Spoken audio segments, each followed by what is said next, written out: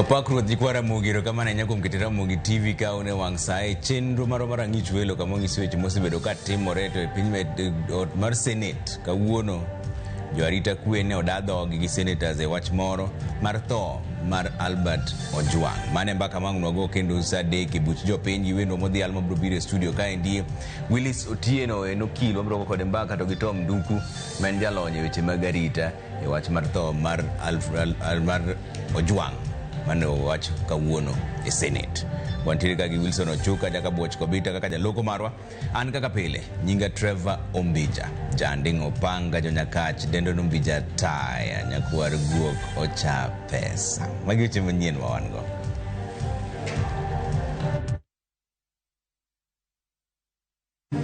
Central Police Station, he should be treated as a prime suspect in the matter. Perpetrators of this heinous act against Albert, Mr. Speaker, will be brought to book. And they are going to tell us exactly what happened with the CCTVs. Od bura mar Senate oketo tesre jodito magarita kwe wi tho mar Albert Ojwang e tesend obila ka jalupo gae mar obila bende sundo ni mondo gwe tao. Whether criminals are in civilian or they are in uniform, we must deal with them firmly. Jatend piny Kenya William Ruto kuyo gi anyuond Albert Ojwang kokwayo ni chiw thuolo mar nonro. Ng'eny gi modak ka gin nyithindo ma obedo abandon, nyithindo mowiti kata mobol. Yangore ni kwan nyithindo ma ijwang' e kaunti ma Migori medo idho malo.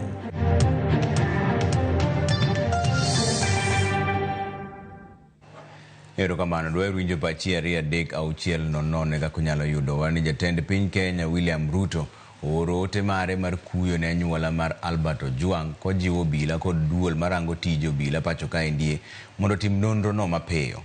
Ruto yangore ni nochwalo ote bende machiel kachiel ne familia no e wi tho mar rawerano. E kinde no sirikand piny Amerika bende nokwayo IPOA notim nonro mar roya e wi timno. Finya Kidi nigi ler mar wachni. Giko jatend piny William Ruto ochiwo duonde wi nek mar rawera Albert Ojwang manyocha otho e yo makelo buok tarik 8 dwe ni e tesend obila ma Central Nairobi. E yote mare ne ute fwambo Ruto oro ote mare mar kuyo ne anyuola mar Albert Ojwang wira ni tho mare lwet obila omako piny Kenya gi buok. Omedo bende ni samora mora ma obila omako ng'ato en tijgi mar rito jalno makare.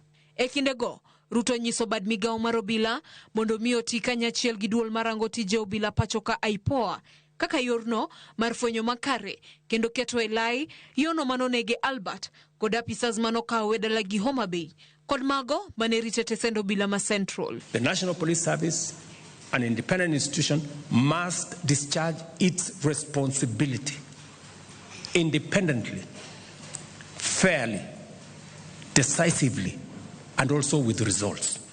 Na vile vile, the Independent Police Oversight Authority must make sure that officers in uniform who engage in criminal activity instead of protecting citizens must be brought to book, held to account decisively, efficiently, so that we can restore the confidence of citizens in our security apparatus. Malingling mawuoke kar jot ma jatend piny kata kamano oyango ni jatend piny William Ruto noloso kod anyuola mar Albert Ojwang kotenore kod tho mare motelo ne chiwo ote mare. Komachielo betre mar piny Amerika pachoka bende oro ote margi mar chung kanyachiel gi anyuola mar Albert Ojwang. E ote margi gijiwo duol marango tije obila IPOA mondo miyo tim nonro mapiyo kendo maonge donjruok moramora gino mabiro konyo anyuola yudo ratiro.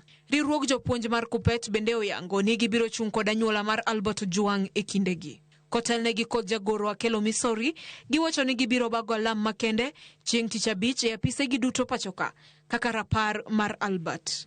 Following the brutal death of our colleague Mr. Albert Ojwang at the hands of police officers, Kupet will commemorate the teacher's life with prayers and candlelit vigil on Friday 13th June 2025 from 4 p.m. The vigils will take place at the union's head office and in all county headquarters. Kata kamano, jokanyo mag riwruogno e kaunti ma Homa Bay biro bagalam kaachiel kod anyuola mar Albert dalagi manie gwenge Malida e kachung'od bura ma Kabondo Kasipul. The Homa Bay branch will mark the event with Mr. Juang's family at the home in Kokwanyo, Rachwanyo East Sub-County, that is Kabondo Kasipul. The ceremonies will be marked by prayers, readings, and reflections of Major Juang's life, with thoughts spared for the plight of teachers working in hardship situations and the young people who have borne the brunt of extrajudicial executions and kidnappings. Efinya Kidi, Ramogi TV, Nairobi. Kwa kanyo ni kweth maketo sirikal tesre sani koro dwaro ni jalup jatend obila Eliud Lagat mondo gwe tao kendo apisas mag obila misiemo ka itudo gi tho mar manen jandiko e mbui Albert Ojwang omi arita mowinjore wera ngimagi ni kamarach. Jotelogo kamano ting'o ogai mar Wiper Kalonzo Musyoka, jatend DCP Rigathi Gachagua kod Justin Muturi dwaro mondo jopiny oyud ler e wi gima nomiyo Albert ne okel nyaka Nairobi kowuok Homa Bay. We are calling not just for the resignation, but for the arrest and arraignment in court of the Deputy Inspector General of Police, Eliud Lagat, within 24 hours from the issuance of this statement. We similarly demand that the junior officers currently being prosecuted be given witness protection with immediate effect. Their lives obviously are in danger because they know the truth. Kenyans want to know if there was a formal complaint by the Deputy Inspector General of Police, Eliud Lagat, and if so, at what police station? Which date and time was this complaint recorded? We demand to know why Albert was moved from Mawego Police Station, Homa Bay, to Nairobi, and specifically sent to police station, and which officers accompanied him by name and rank. As wangiane kakuwache wach mar tho mar Albert ni tano kantiere ng'amondiko kae ni maendi obila Derek, Director Konims Academy Kabondo. Jona mor kod chenro mar Ramogi kendo choponwa yo makare. Erokamano ahinya obila Derek. Aneno kama chielo bende wacho kaendi ni tho mar Albert no kiwe nyingi, tiwacho ni tho mar Albert no en gima lit ne jopiny duto, to sirikal onego tim mapiyo gi weche mag ng'eyo gima notimore. Erokamano ahinya. Aneno kama chielo bende wacho ni kaka pile Ramogi TV ler kendo waneno habari ka wano Daily Gardens Kisumu, wacho ni mosna jo West duto te. Maendi Jono Nyango from Owiti, the late Albert Ojwang wacho ni from Owiti, the late Albert Ojwang wacho ni en wach marach ahinya. Anyway, aoro mos ne jogo te jonyuol gi anyuola mar Albert Ojwang. Ta aoro kendo mos ne Honorable Rose Nyamunga, Joshua Odongo Ron, Governor Nyong'o kod Anko Mafestus Ombori. Mano gen Jono Nyango kwa Owiti Foundation. Tane gwang'ia ni kende mbui ka en ni Facebook ni wacho nang'o e wach mar tho mar Ojwang ni mabemba kamang nogo kendo gimoro sa 3 ka ontire ka ndigi Willis Otieno men okil to gi kendo ng'at machielo mabro bedo godo en Tom Duko men en jalony e weche mag arita mobogo kod gimbake wach no mondo winjere to uneno nang'o en wach ma otimore marach kendo ji te igi owang' to kwa dang'ia ne to gineno nang'o kaka jo arita polise onego tim nang'o mondo mi wach no kik chak timre kendo e pacho ka. Jomodong bende neno nang'o mondo wang'e kaka jopiny inyalo riti bang' dakika moko matin. To kapok wadonjo kanyo wang'e ni Senate mwadhi go mbaka neno ni ang'o mane timore ni duol mane rango tij obila pacho ka endi miluongo ni IPOA okone od bura ma Senate ni picha mag wang' dede mar CCTV mar tesend obila ma Central ni tiyo maber, makamana ni ne ok okete mach kendo momiyo onge tipo mane nyiso gima ne otimore ne Albert Ojwang'. Ewi wachno bende oyangore ni tipo no ne oduogo kethi kendo bang'e. Magi moko kuom weche mowuok e od bura mar Senate e kinde ma jodito mag arita kwe ne ochopo nyim od bura no. Walter Nyambaga bro kelo no wachno e dakika moko matin kapok wachopo kanyo. To wadhi ane weche mag budget mondo anene nikech mano budget no bidhi som kiny ma gima dhi mbele kendo kiny kinde ma koro oganda jo Kenya ikore ne budget ma idhi som kiny. Piny Kenya pod omoko gi gope mapek mamiyo ngima koro medo bedo mapek ne oganda ahinya to kaluwore gi nengo mar gope gi goeko. Lide Okeyo nogoyo mbaka gi jalony mag uchumi ewi kama Kenya nitiere e weche mag gope ma iko omenda manyien owinjore omuony kama tin ne $1 trillion kaka nyinyo margi kende.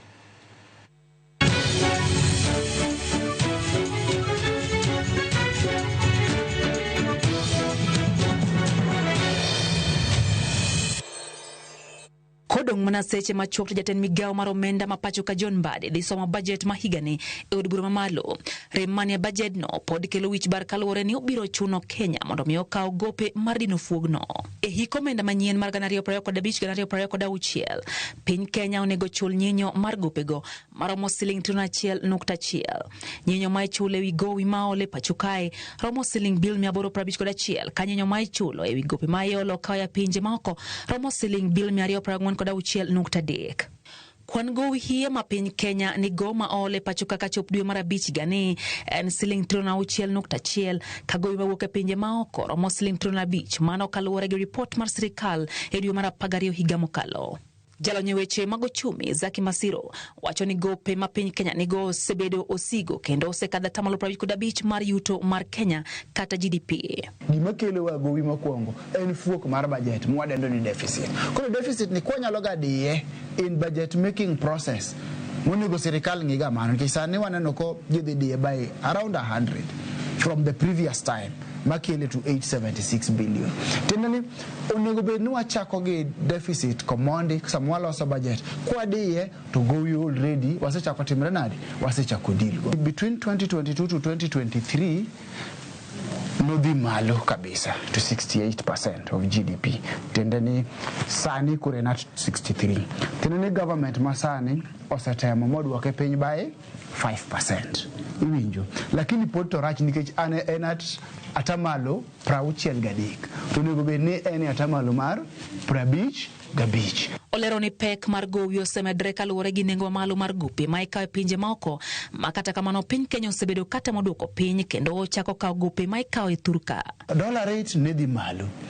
They will not afford loan ma oko kucha. Koro negi resolve ni gin koro gidwa kawe internet. Negi wacho ni koro gikawe e Kenya kai bei mayot. To pod ne ok yot nikech rate ma negi offer government ne disparate. Negi ne kona moro ma koro ne nyaka negi yud pesa. Pek mar gope bende olero ni kelo ng'ikruok e weche mag dongruok kaluwore gi medruok e kwan osuru ma ijuogo kowacho ni kadeber to dine olos budget kaluwore gi nyalo mar piny Kenya.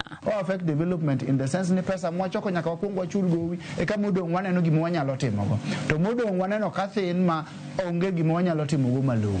Iwinjo. Koro otuonowa development. Nitie nyaka pesa ma initiyo ne government kati supply government to government poko timinadi poko chuli.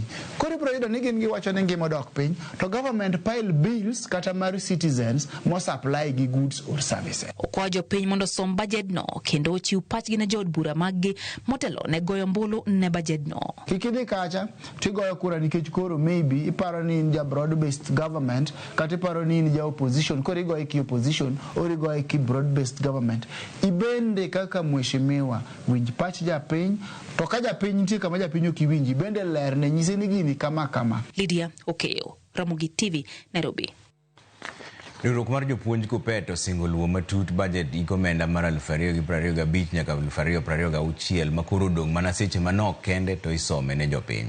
Kaluwore gi ogirimiti mar tich kata CBA mane winjruok obedie, budget no winjo kel lokruok e chudo mag jopuonj, ndiko jopuonje tije, okumba mag thieth kod chudo mag jopuonjre manie kuonde tiegruok mopogore opogore kata interns. Jagoro maduong' mar KUPPET Akelo Misori to wacho ni ok gibiro wako lokruok moro amora mabiro neno e budget makoro nyalo kelo midhiero ahinya to osara mar jopuonj. There was high inflation and the agreement that we entered with the government in 2021 was that when the situation improved, teachers would get pay rise. This one was in response to looking at how the economy had impacted on the teachers. There should not emerge a situation where there are budget cuts targeting teachers' medical cover. In fact, there should be an enhancement because the circumstances have changed. The conditions of medical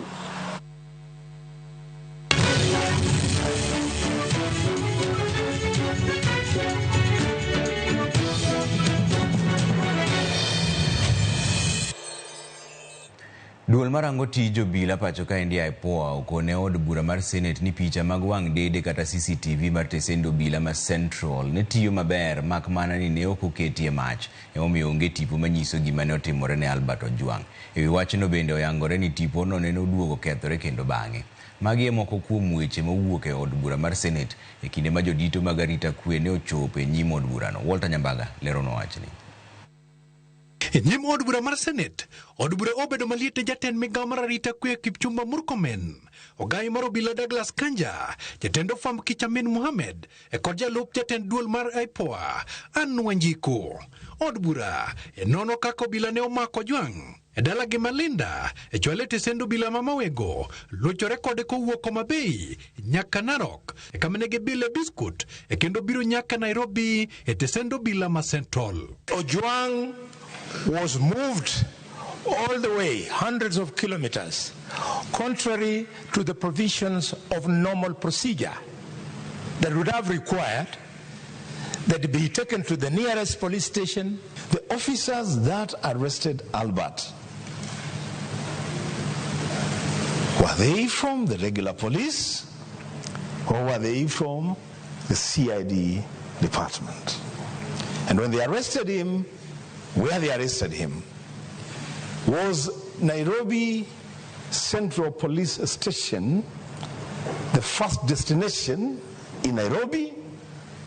Or is it possible that this young man was tortured and beaten up, almost killed in a different place, and brought to the station almost dead? Mr. Speaker, these are important questions for us to ask. The investigation team traveled to Homa Bay County and reported to Mawego Police Station.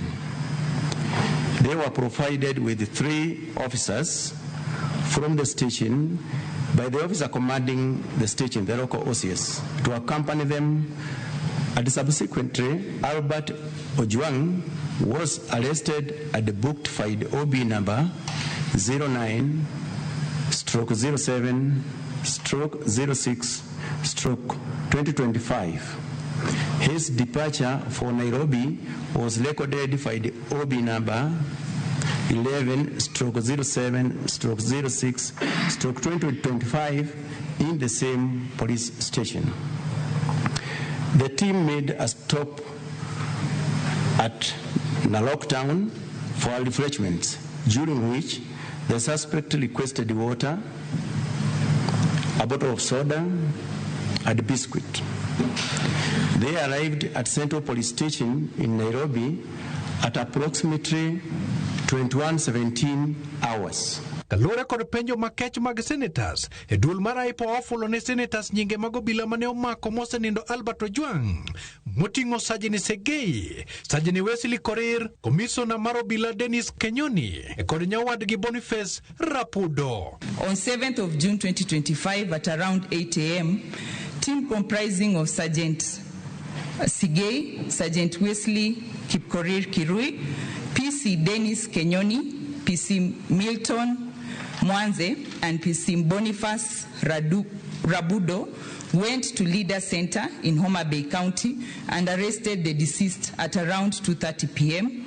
and took him to Mawego Police Station, and a letter in custody via OB 10/7/6 of 2025.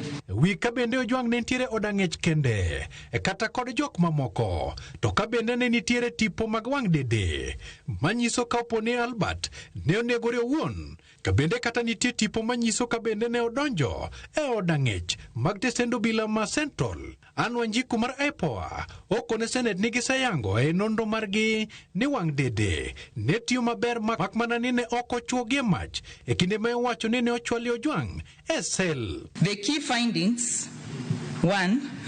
That the CCTV systems located at OCS office had been interfered with. Number 2, that the post-mortem conducted on 10th June 2025 revealed the cause of death as head injury due to blunt force trauma. Senate oketo Murkomen e orindi maliet kisune mondo ogwe tao kikone ni oserem chopo kare tije kaka jatend migao mar arita kwe. And you have the audacity to come and face the Parliament of Kenya and tell Kenyans that you don't see, you don't know. CS Murkomen, please, for the respect of this young man, you are yet to grow a child up to the age of 31. Can you immediately resign? You are not fit to be in that docket. You know, some people speak as though I've been in this office for 6 months. Mr. Speaker, I'm not yet even 6 months since I joined this office.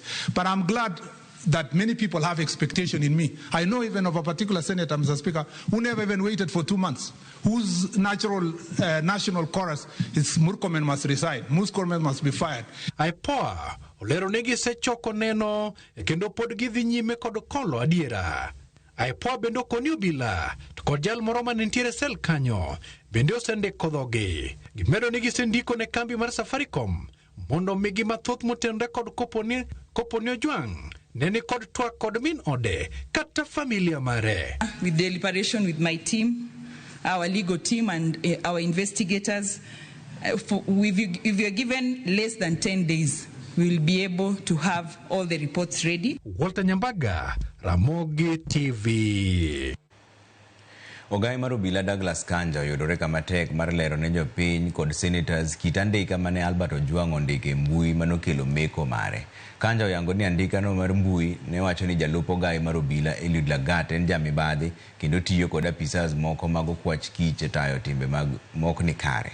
Kaka jafumbo mar Cynthia Onyango lero, joked ni ratich oganda bende koro medo keto liet ne jalup ogai mar obila mondo ogwe tao. Another post depicted him alongside Mr. Joseph Chirchir, who is a senior officer stationed in Nairobi Area Command, under the caption, EACC investigating Top Cop after purchase of $2.6 million home in Dubai, accompanied by the DIG's photograph under the phrase, Eliud Lagat, Mafia, Police. Through forensic analysis, they were able to identify the link used by the blogger and the person linked to the account as one Kelvin Moinde. On 5th June 2025, Kevin Moinde was arrested by DCI officers. On interrogating the suspect, the officers established that one Albert Omondi Ojwang, herein referred to as the deceased, a resident of Leader Center within Homa Bay County, was a person of interest and therefore planned to arrest him. We want to call for the immediate stepping aside of Eliud Lagat, the Deputy Inspector General and head of the Kenya Police, who has been revealed to be the complainant in the matter that led to the arrest of Albert Ojwang. Doma malo chungo bura mano chwali doho gi jaked ne ratich oganda mag riwruok mar Operation Linda Jamii ka kwedo welo mar jakom manyien mar IBC kanyakla gi commissioners abiriyo mag duol no endo. Kane ogolo ng'eto ma kamano, jang'ad bura Lawrence Mugambi owacho ni nitiere bura machielo ewi wachno manie nyima put manochuogi ka bende okwedo kwayo mar jakom riwruogno Frederick Ogola mane dwaro mondo ter bura no ne mbele gai mar obila Martha Koome mondo olosa put machielo manyalo winje. Okinde ma ochung' ne speaker mar od bura Moses Wetangula e burano bende dwaro mondo mi wito oko kucho burano dichiel. Nyaka sani nyinge apisas mag IBC go osego chap e gazet mar piny owacho.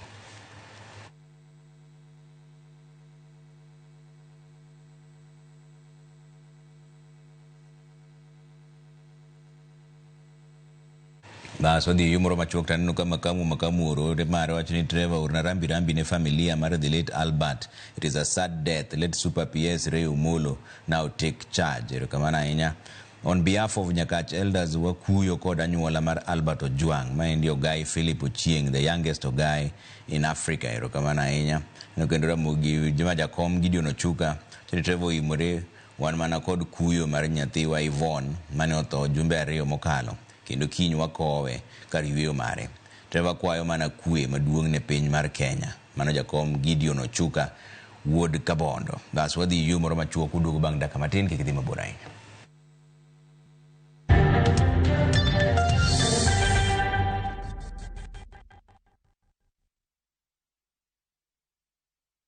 Je, wewe ni dereva taksi ama mwenye boda? Bas, habari ndio hii. Sasa kuna platform mpya ambayo inakutambua na ina reward efforts zako. Karibu WeGo. At WeGo, you're not just a driver, you're a partner. Enjoy the lowest commission in the market, only 10%. No hidden fees, no stress, no drama.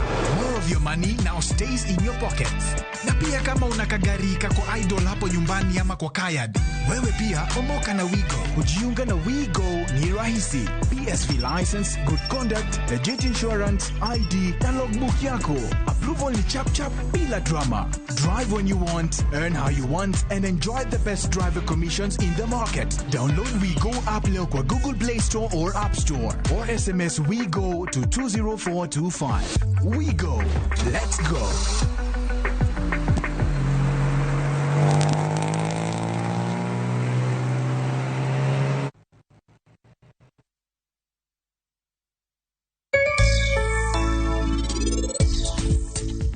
Jumani e chenro mar purgio hala kawuono wadwa wuoye kit pith mar rech mabende wadendo gi kisungu vertical fish farming. Kana biro ka nafwenyo ni ka en kama otuo. Natemo ng'eyo ni ere yo monyalo pidho gimoro maber moko dwa pi mang'eny to space ben wan go matin. Nochakore pipa matin system no mai kuma ne experiment ochakore ma ikuketo rech ka to observe i monitor kaka gi behave. Seche moko keto rech ka to wang'e rech number wa record number of rech moke kopo ni challenge moro wuok kata maybe itiere motho iye kanyo ma inyalo ng'eyo motho.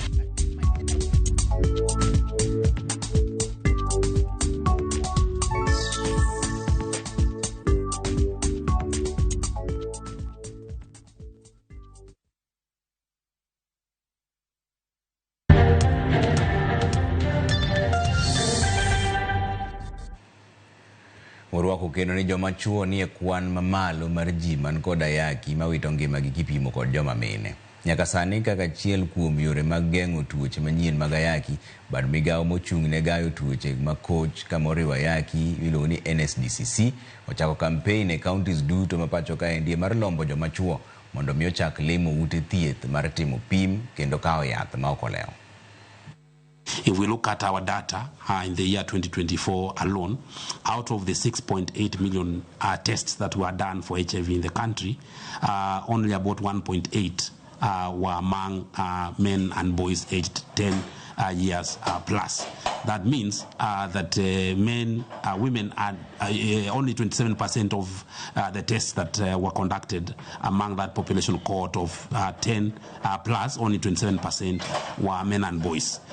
What does that mean? If we are not testing men, it means that the men cannot come under care. They cannot be put on treatment because testing is the pathway for you knowing whether you are HIV positive or not, and therefore being put on treatment. Jogo makedo ni ratiro mag nyithindo e kaunti ma Migori ywak ni kwan nyithindo ma ijuang'o kata iwito e kaunti no pod ni malo. Gikwayo piny owacho mondo kony nyithindo ma ojuang' kata ma owiti kod nyithind kiye manitiere kuonde jot mag nyithindo. George Juma miyo ler mar wachni.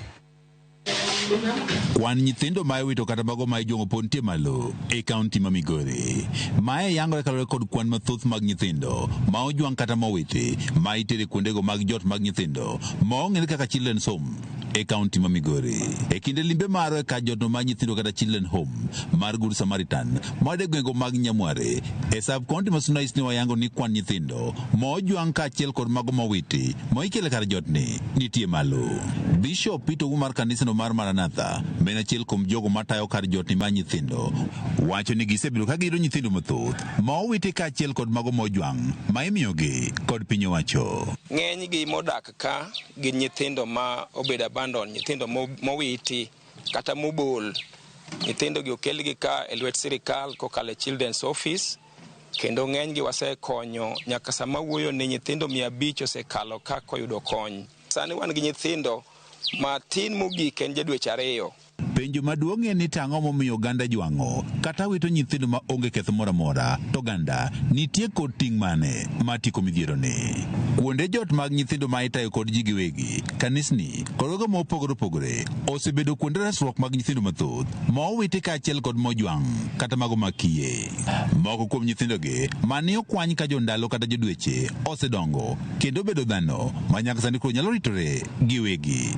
Konyo nitie university, moko nitiere tertiary e kiwango mopogore opogore kendo gidhi nyime maber. Moro osetieko university kendo osenyombo nigi chiege gi nyithinde. Wagoro kamano ne joma oserie lwetgi mar konyowa e dalani mondo nyithindo gi okonyre. Kata bed ni kuonde jot gi osebedo resruok ne nyithindo mathoth ma bende koro witi okwany kaachiel kod mago mag nyithind kiye, thothgi kale pek ma opogore opogore ma oting'o nok mar omenda ma itiyo godo e reso nyithindogi. Ida provide basic needs, ida chulo school fee, ida make sure ni chiemo ikete meza ne nyithindo da rwakore, gida dhi e hospital. So it is a cross. To ng'enywa wan jorotenge nitie joma osebiro ka ahinya mokonyowa, wayudo lewni, wayudo chiemo kaka lot. Dagone ja sirikal achiel erokamano miluongo ni Deputy Governor ma Migori, Dr. Mairi, kanorao ka mondo ne gima timore. Noyudo nyithindo mochando ma onge ng'ama konyo, nowenwa gunde 10 mar oduma. Ka nitie ng'ato ma embe chunye di gombre riwore kodwa mondo wakony nyithindo ainagi, kik kal mabor bi ni ginyalo timo maber, to de gibede gi adita moro motengi ne konyo nyithindo machala ainagi. Kata bed ni ting' pek, jotakar jot ni ma nyithindo mag Good Samaritan Children Home wacho ni bedo kod gombo mane nyathi ka nyathi koro dongo makare kendo bedo kod ngima emosemiyo chunygi koro pokol e konyo nyithindogi e yudo gigo mopogore opogore ma oting'o chiemo, lewni, somo kaachiel kod mamoko. Osiepe mondo med konyowa nikech tijni ok en tich mar ng'at achiel. Amora sana en kaneno ka nyathi manokwany mogol from zero kawuono nyalo bedo dhano maluonga ni baba. Weche mag adoption, nyithindo ma yudo ratiro mar dak gi joma oyie dak kodgi, wasenwang'o kotimore maber kokalo e log tich mar idara mar nyithindo ma Migori. Mwawuoyo ni wan gi nyithindo chiegni 5 ma dhi nyime gi process, bonding dhi nyime, kendo sirikal office, children's office dhi nyime gi loso negi chenro mag yudo barupegi mag dak gi nyithindo. Jo Juma, Ramogi TV, Migori. Jatend migawo mar lo Alice Wahome ochiwo title deed mar lop sikund primary mar Lavington kawuono mano yaki gi jodak e alworano kama singonegi ni nyaka oduoknegi lo maromo eka 8 moseduoknegi chien, moseduoko duongruok mar skundno chien. Kano wuoye skund Lavington okwedo mager paro mar jodak mantiere lop sikul kendo kocho ni koko mani kanyo nyaka koro rum. No jiwo jotend sikunde mora mora makale chandruok ilano mondo chor ywak gi ire chon ka omiyo jopuonjre gi board mar gi skul thuolo mar chopo jogo manie lop skul e doho.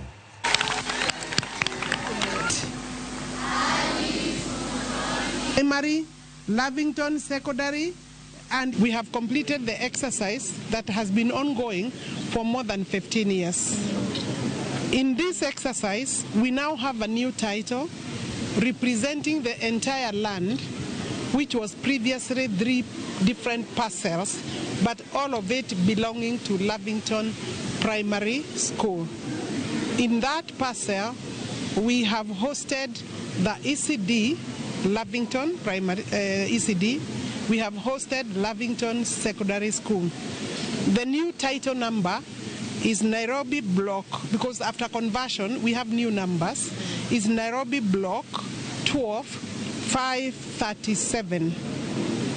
This is a lease for 99 years commencing 1st April 2025. Other schools that are going through similar problems should actually put their documentation together and forward through the right channels to reach my office for help and support.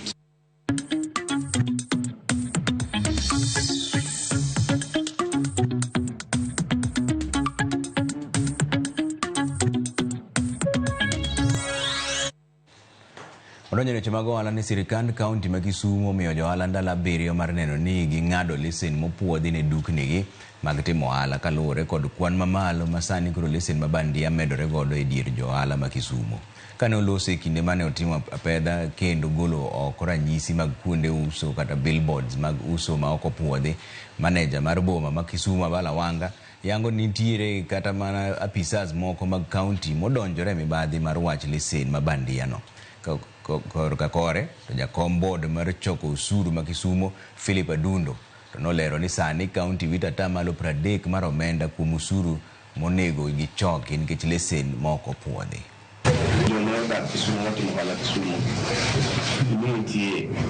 License belong single business permit.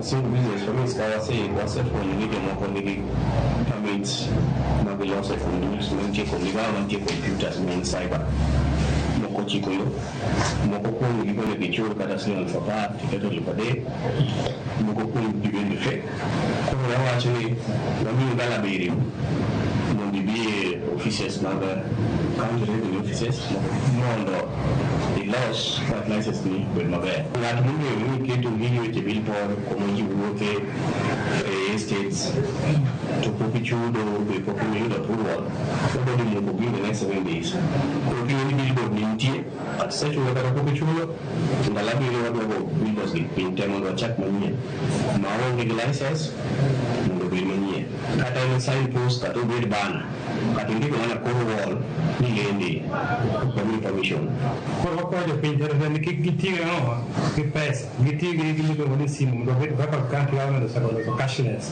mane mo ko we mo corruption ma nyalo be between our collectors we ngata to benadi pay.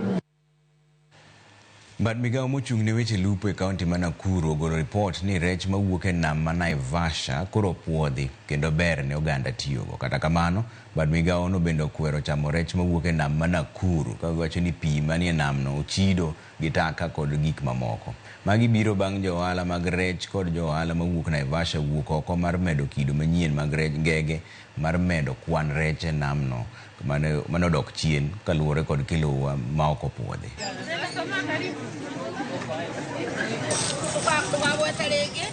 The quality of the fish, especially from the Lake Naivasha, we should not worry about.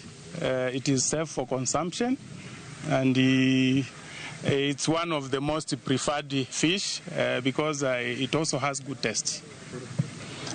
For Lake Nakuru, I think this is one of the contentious issues we have had before.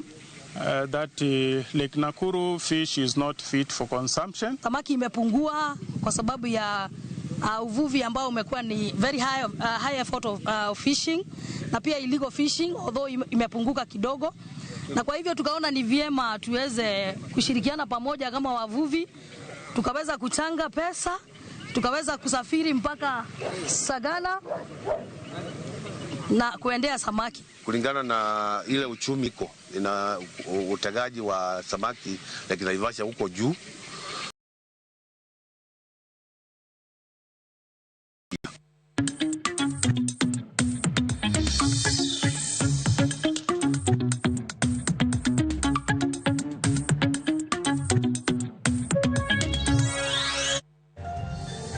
Bas, wadi yumoro machok tanu kusuru te maru mo TV imore treva ka ber to gai maru bila kanja ber ka gwetao kumwundo jopiny ni Albert ne okao ngimane owuon DIG Lagat to nego kete jela. Ero kamano mano Fred Osuru, ero kamano ahinya Fred. Trevo imore mos ne familia mar Albert Ojwang kod jo Homa Bay duto. Kaya kanyo to chaki mos na jo Lambwa kod jo Gando duto. Maendi Peter Eru MCA 2027 ka wuok Europe. Ero kamano aneno karo machielo ka endi mogik eni ano bila Derek Konims Academic Abonda mor kod chenro mar Ramogi kendo choponwa e yo makare. Pas udugu bang' dakika matin kik idhi mabor ahinya.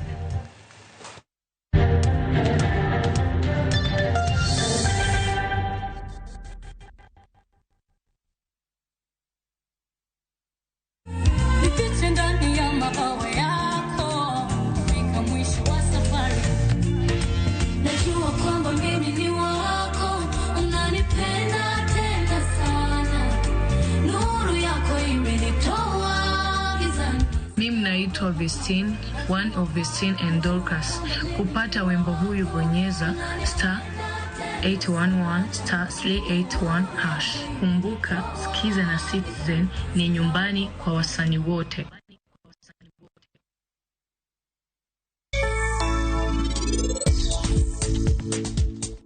Bang' timo gik ma mama dwaro, kiny gokinyi kogwen, anabro wuok e gweng'ni mondo adhi chop lek meka. An nakelo ni otese mek puodho sani. Asto in? Kare en ng'awa no ma wadwa ni wuoyo go e simu. Otese mek puodho? En ng'awa ma odhi mi otese mag puodho kawuono. Owadwa wuok kod Dani. Kaka ini hero pari. Ang'o momiyo ikuot? En wacho Miriam. Odo ni ng'is Dani kaka ini here. Mondo meki dhi lal. To kiki wach ni an ka eno ka kweri wach ni chon. Owadu dhi uso gik moko te. Mano koro romo mandip.